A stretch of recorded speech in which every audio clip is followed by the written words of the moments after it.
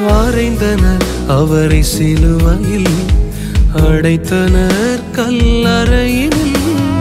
அறைந்தனர் அவரை சிலுவையில், அடைத்தனர் கல்லறையினில்.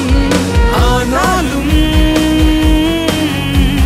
மூன்றாம் நாள் உயிர் தெழுந்தாரே,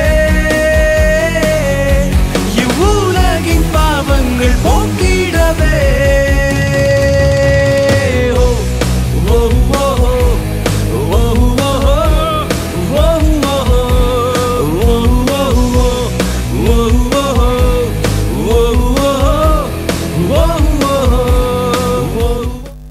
கிறிஸ்து இயேசுவில் என் அன்பான சகோதர சகோதரிகளே, இந்த நாளிலும் உங்களை சந்திப்பதற்கு பெரிய மகிழ்ச்சி. வாழ்வு தரும் உணவு என்கிறதான இந்த நிகழ்ச்சியிலே நீங்கள் ஒவ்வொருவரும் பங்கு பெற்று இந்த வார்த்தைகளை கவனித்து கொண்டு வருகிறீர்கள் என்று நாங்கள் இயேசுவின் நாமத்தினாலே நம்புகிறோம். அந்த வசனம் உங்கள் வாழ்க்கையில கிரியை செய்யும். இன்றைக்கும் அப்போஸ்தலர் நடபணிகளின் புஸ்தகத்திலே 21ஆம் அதிகாரத்துல 31வது வசனத்திலிருந்து 35 வரைக்கும் உள்ள வேத பகுதிகளை நாம் வாசிப்பதை கவனிப்போம். அவர்கள் அவனை கொலை செய்ய எத்தனித்திருக்கையில் எருசலேம் முழுவதும் கலக்கமாய் இருக்கிறது என்று போர் சேவகன் சேனாதிபதிக்கு செய்தி வந்தது. உடனே அவன் போர் சேவகரையும் அவர்களுடைய அதிபதிகளையும் கூட்டிக் கொண்டு அவர்களிடத்திற்கு ஓடினான்.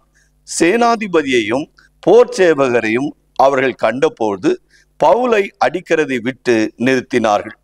அப்பொழுது சேனாதிபதி கிட்டே வந்து அவனை பிடித்து 2 சங்கிலிகளினாலே கட்டும்படி சொல்லி, இவன் யார் என்றும் என்ன செய்தான் என்றும் விசாரித்தான். அதற்கு ஜனங்கள் பலவிதமாய் சத்தமிட்டார்கள். சந்ததியினாலே நிச்சயத்தை அவன் அறியக்கூடாமல் அவனை கோட்டைக்குள்ளே கொண்டு போகும்படி கட்டளையிட்டான்.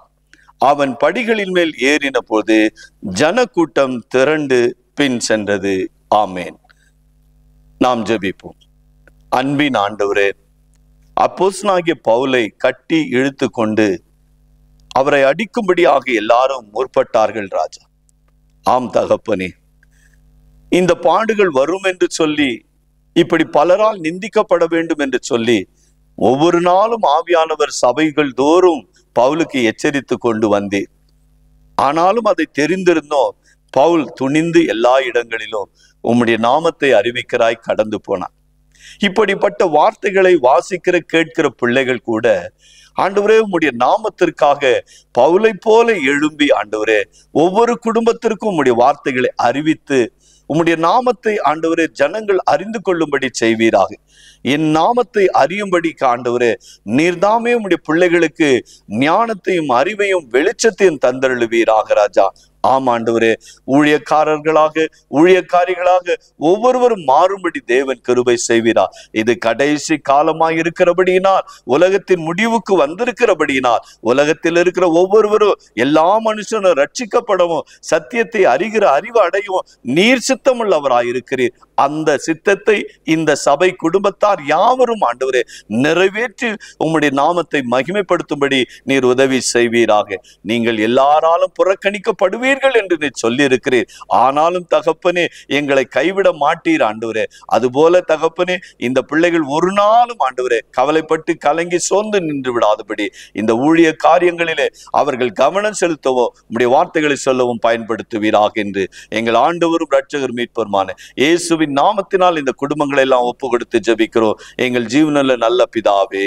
ஆமென், ஆமென். Praise the Lord. God bless you. நன்றி.